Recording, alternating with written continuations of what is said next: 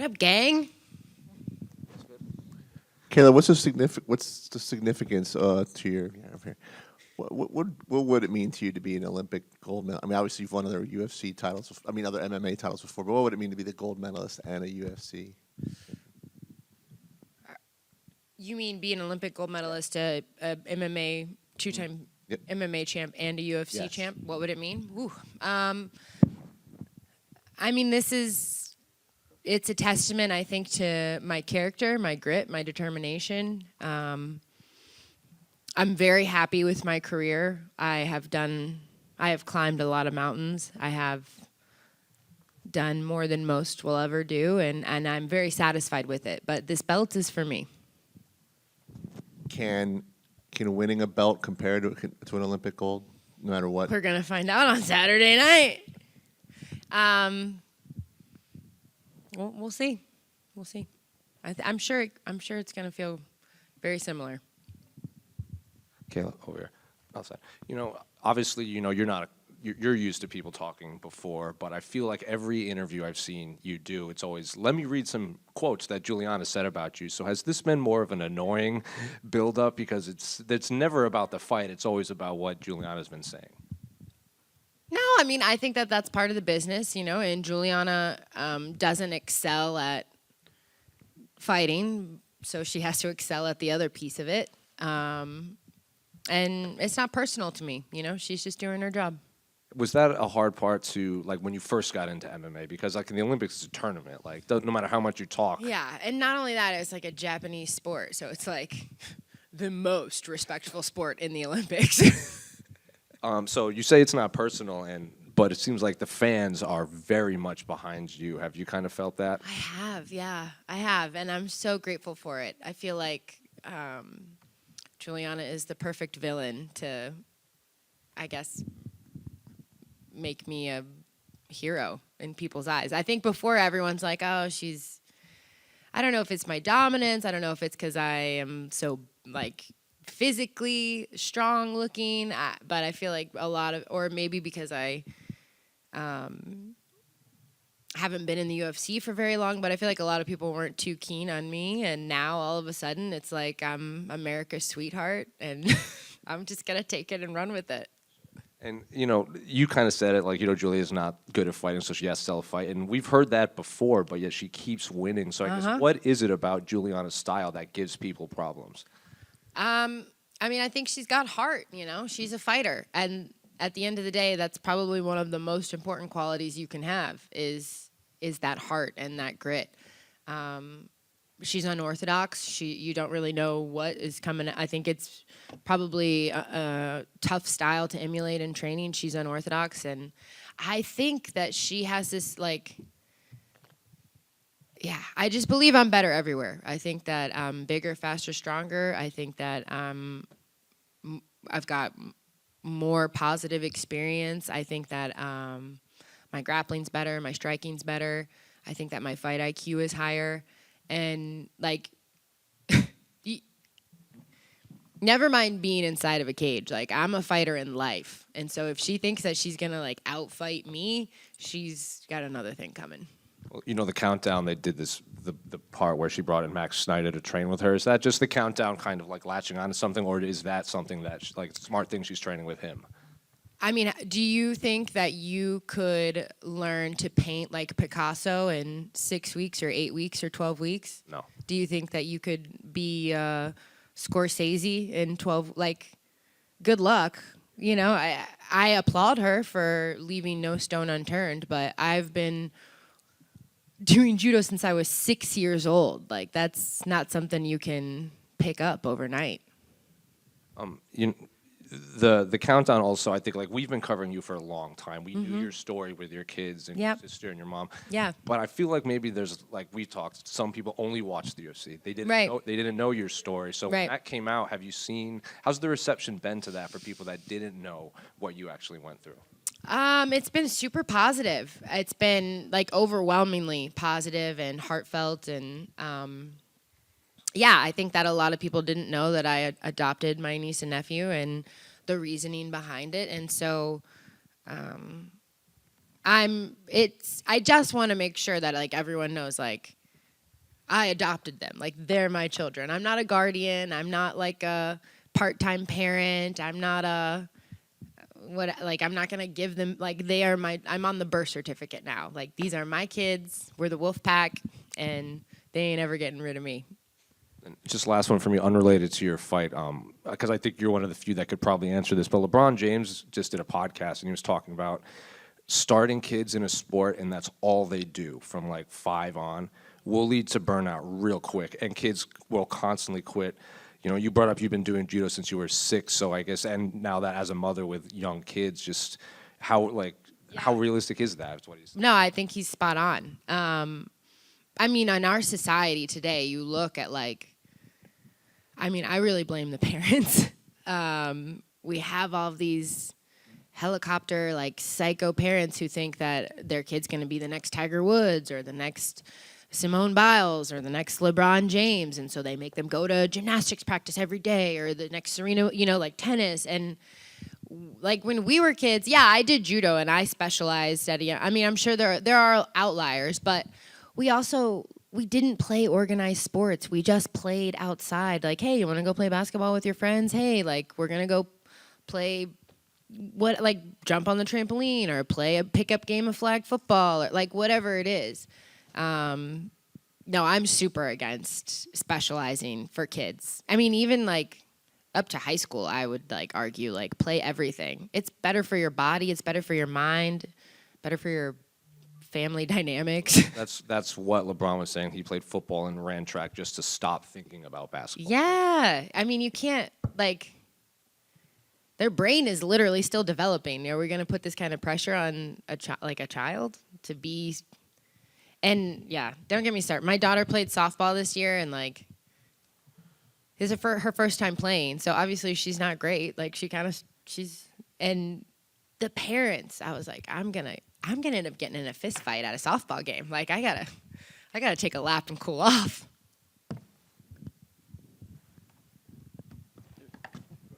Over here. Kayla, if you win this fight, there's talk you could face.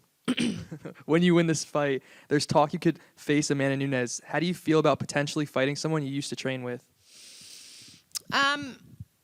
Yeah, my focus is on Saturday night, one step at a time. Everybody's tough until you beat them, so I'm focused on Juliana. But in judo, it's very different culture and mentality. You end up competing against the same girls over and over and over and over again, and you go to a tournament, and then you have a 3-day training camp with all of the girls you just competed with, and then you go to another tournament and you have a training camp. So I used to fight my friends or compete against my friends all the time, and it's not personal, it's just business. Yeah. Juliana's actually been very confident in her pre-fight talk. Do you think that's genuine self-belief, or is she just trying to get in your head? I think she's got to do what she's got to do to pump herself up for this fight, she's throwing a lot of spaghetti at the wall. She's all over the place, so God bless her. Thank you. Kayla, right here. You were a finalist for the Team USA 2025 Hall of Fame class. Despite not getting in, how much of an honor is it to just be up there with some of the greatest athletes in the world? Yeah, I mean, that's... I feel I am God gave me these talents, right, and these gifts, and to give anything less than my best is to sacrifice the gift. So for me, it's an honor and it's a privilege, and to see the fruits of my labor being showcased is great, but it all comes from God, so... You said that growing up, you were always craving recognition and approval from other people. What finally changed in your life that really led you down the path you're on now? Is it finding God? I mean, definitely my faith. I'm sure that most of you know I had a very troubled childhood. I was sexually abused by my first coach, and so I spent a lot of time feeling unworthy, and my biological father was also not present in my life. And so, I didn't have this belief that I was loved unconditionally, and my faith absolutely in God, and that there is,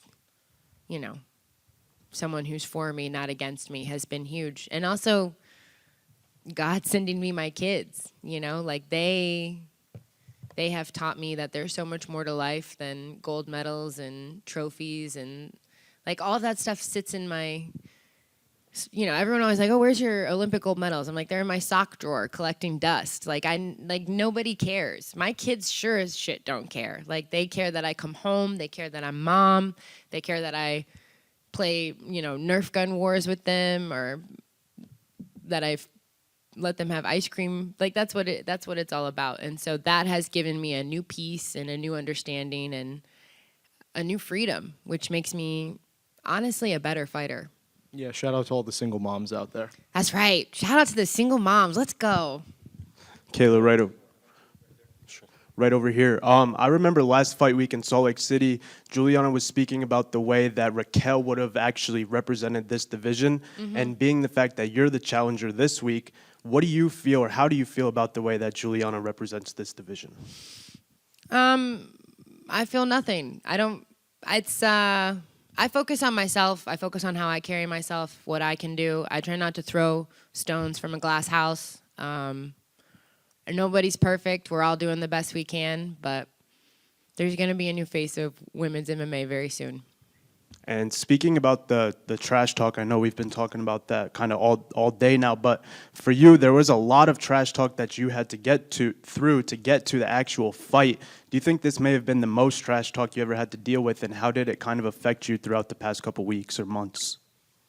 I mean, I think hands down, this is the most trash talk. I mean, I don't need, like, the talk itself is trashy. I don't know if it's good trash talk, but it's trashy. This is the most I've ever had to endure. Yeah.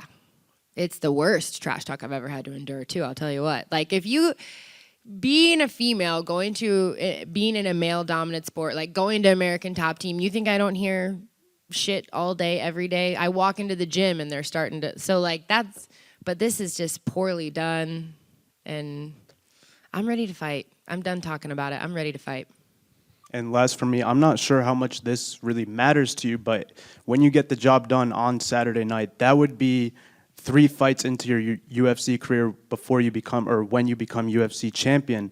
How does that sit with you? Because that's pretty remarkable itself. Yeah, it's pretty damn good, you know? I think it's 3 fights in the UFC, but this is a lifetime in the making. You know, I've been on the mat since I was 6 years old. I have been doing 2-a-days since I was 12 years old. Like, that's 20-some years of training twice a day, every day, with the pursuit and the goal of being the best possible version of myself in mind. So it might only be 3 fights in the UFC, but this has been a lifelong journey, and I'm really excited. Thank you. Awesome, thanks. Kayla over here. Yep. 2 years ago at the PFL World Championship, you told me discipline is the best form of self-love. Can you explain that to me and what that means to you and how that quote helps you live your life? Yes. Wow, I was wise 2 years ago. Listen to that. Damn. Just Jim. Yeah, you know, I think that in our world, especially in our society where we have everything at the click of a button on a phone, like we're dialed into everything. We have a lot of instant gratification. It's very easy to take the easy route. Like, I want it now. I want instant. But being disciplined, you're not always going to be motivated. Do you think that I wake up every day and I'm like, I can't wait to go train and then run 6 miles and then teach my kids and then eat like 2 calories and then go train again? Like, of course not. I'm a human being, but I won't always be motivated. I can always be disciplined. And I know from the proof of my life that when I'm disciplined, I become better. Not just towards my goals, but as a human. I am forged in the fire. When I'm sitting in that sauna at 9 o'clock at night for an hour by myself, I am forged in that fire. And who I become is the best version that I've ever been of me. And that, again, that is my gift to God, that I squeeze the ever-living shit out of this life. I take all of my talents, I take all of it, and I make the absolute most of it. That's And- love. And another person that's been forged in the fire is your teammate, Dustin Poirier. He's retiring next month. He might actually be the fire. Could you share your favorite memory with the Diamond? There's so many. I mean, it's just like, it's who he is. It's who he is as a person. You know, I'll walk in. Again, those days when I'm unmotivated, I walk into the gym and Dustin Poirier says, "Get up, Kayla Harrison. You're right where you're supposed to be. You're exactly where you were meant to be. Like, you're doing what you're supposed, like, just like the positivity, the role model that he is, the philanthropist that he is, the father that he is, the teammate that he is. I was very fortunate and blessed to be at his fight against Max Holloway when he won the belt. And I was young in my MMA career, and I remember sitting there and watching him and being like, oh, I train with him. Like, he can do this, I can do this. And yeah, he's just an inspiring human being and someone I really look up to. Kayla, just back here, we obviously, you know, you've done it all. You've been multiple-time Olympic champion, made obviously massive money in the PFL before you were ever here, multiple-time world champion. What is it that keeps you going after Saturday night when you're the UFC champion? Well, I haven't found a husband yet, so yeah. I mean, I have a dream inside of my heart. I wanna see how high I can climb. I wanna see how far I can push myself, and I don't feel like I'm done yet. I'll know. It's personal and it's a difficult decision, but I'll know, and I'm not there yet. I still have a lot of fire inside. I love this. You know, like, this is, I have spent a lifetime getting to do what I love. Like, I have traveled the world. I've been to the top of Mount Fuji, and I've seen the Mona Lisa, and I've watched the sunrise in Abu Dhabi, and I did it all with my best friends while, like, chasing a dream that no one had ever chased. And now I have 2 healthy, beautiful children, and I have money in the bank, and we need nothing. We want for nothing. And, like, I get to wake up every day and go to a gym and be around people that I admire and respect and love. And I get to try and be better today than I was yesterday. How many people can say that on this planet right now? How many people can say that they get to chase their dream every day and live out loud and live boldly? And I mean, I'm blessed. I'm so blessed. And Juliana brought up in that little face-off thing you guys did, that, like, she seemed to bring up the Ronda thing kind of like apropos of nothing. Like, Yeah. Do you think she was trying to get in your head a little bit with that whole? I mean, I don't know. I would not want to spend a second in that brain. So, spaghetti at the wall. What are your memories of that match? I mean, it's obviously one of the very rare times we've ever seen you. Oh, take with the W. Ronda? Yeah. The judo match? Yeah. I mean, It was just so rare that you would ever not take the W. yeah, I mean, I was 15. I was being sexually abused by my judo coach. Like, it was not the best time in my life. She beat me, but and I'm not taking anything away from Ronda. Like, Ronda had an amazing career, and I would not be here if it weren't for Ronda Rousey. So, like, I have nothing but gratitude for her and the glass ceilings that she shattered for women in this sport. All I meant from that was in our judo careers, like, I didn't tell any lies. Like, my career in judo is going to be very hard to touch. And in MMA as well, I'm sure. Thank And you very then much. that's the goal. That's the goal. Kayla right here. I know when we were down in Florida with you, you said, you know, the weight cut. When you met my emu? Yes, when we met the emu, Marshall Mathers. And you said you were ahead of schedule in terms of, like, the weight cut and everything. How do you feel sitting here right now, like 40 hours from being on the scale compared to the last 2 times? I feel great. You know, I think that I don't know if it's going to get easier as time goes on, but most importantly, my attitude is in the right place. My vibes are immaculate, as the kids say. Like, everyone around me is, bringing me up, and I I have done hard things. I can do hard things, and I trust the process, and I trust my team, and I trust God, and everything I want is on the other side of that scale. And I think a lot of like the analysis, I guess, of this fight is like, will the recovery for you be going into fight night, and you'll be a force early in that fight. Juliana's tough. How does it go if it goes into the 4th or 5th rounds of a hard fight? What's your thoughts on, I guess, that analysis?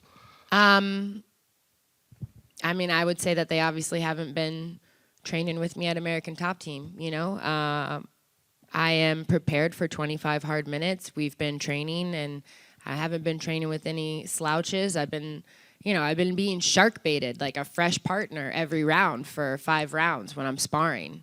So I'm ready. I'm ready to show the world that.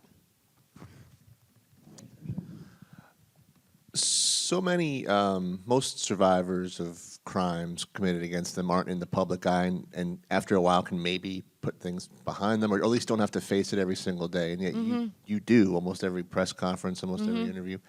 How do you deal with that? Have you had to come to peace with the fact that's always going to be part of your story? You seem to talk openly about it. Absolutely. How have you navigated those waters through the years? I mean, well, first of all, I'm well removed from it. I'm no longer that 10-year-old little girl, that 16-year-old little, like I'm an adult now, and I feel like God gave me this story for a reason, and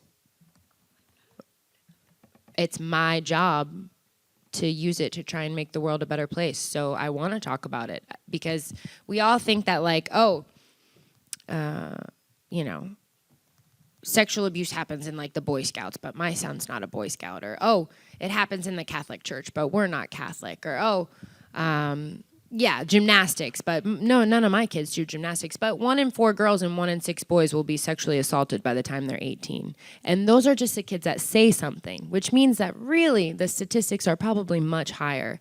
And how do we stop that? We stop it by having a conversation. We stop it by looking it in the eye and putting a face to it and saying, okay, children are our most precious things. I want to help stop this. I want to help end this. And I encourage everyone to go to fearlessfoundation.org, learn more about it. I also wrote a book. It's not a memoir. It's not an educational, it's not a textbook. It's kind of a combination of both, where it uses my story, my journal entries, and it talks to you about what is grooming, why kids don't say something, what questions can I ask my kids if I think something like this is going on. And that is important to me. I don't ever want another little girl or little boy to feel alone, to feel dirty, to feel ashamed. There is hope. There is a shiny gold medal at the end of the tunnel. There is a UFC belt at the end of the tunnel, but you have to say something, and we have to keep talking about it. Thanks, guys.